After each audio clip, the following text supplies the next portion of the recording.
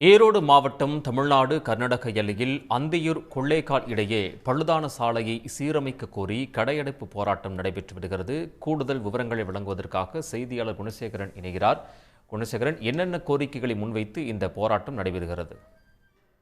நிச்சயமாக கர்நாடக தமிழ்நாடு எல்லையில் இருக்கக்கூடிய ஒரு 25 கிலோமீட்டர் தார் சாலை 15 ஆண்டுகளாக செப்பனிடப்படாததை கண்டித்துத்தான் கர்நாடக மாநில, அதாவது தமிழ்நாட்டினுடைய எல்லையில் இருக்கக்கூடிய ராமாபுரம் பகுதியில் இந்த கடையடைப்பு போராட்டம் என்பது நடைபெற்று வருகிறது. அந்தியூரில் இருந்து பர்கூர் கொள்ளேகால் வழியாக கர்நாடக மாநிலத்திற்குள் செல்லக்கூடிய ஒரு பிரதான சாலையில் ஒரு 500க்கும் மேற்பட்ட வாகனங்கள் தினமும் சென்று வரக்கூடிய நிலையில் இந்த சாலை 15 ஆண்டுகளாக செப்பனிடப்படவில்லை என்பதுதான் இந்த பகுதி மக்களுடைய புகாராக இருக்கிறது. குறிப்பாக தமிழ்நாடு எல்லையை கடந்து, அதாவது கர்கேகண்டியை கடந்து ராமாபுரம் வரை செல்லக்கூடிய சுமார் 25 கிலோமீட்டர் தொலைவில் இந்த கர்நாடக வனப்பகுதிக்குள்ளாக வருகின்றது. இந்த வனச்சாலையை தான் செப்பனிடப்படாததால் செல்லக்கூடிய வாகன ஓட்டிகள் கடுமையான இன்னல்களுக்கு ஆளாகின்றனர். அது மட்டும் இல்லாமல் இதனை சுற்றி இருக்கக்கூடிய அஜிபுரம், அம்பிகாபுரம், மஞ்சபுரம் உள்ளிட்ட 10க்கும் மேற்பட்ட கிராம மக்கள் இந்த சாலையைத்தான் பிரதானமாக பயன்படுத்துகிறார்கள். குறிப்பாக இந்த பகுதி முழுக்க ஒரு 90% மேலாக தமிழ் மக்கள் வாழக்கூடிய பகுதியாக இருக்கின்றது. இவர்களுடைய உறவினர்கள் மற்றும்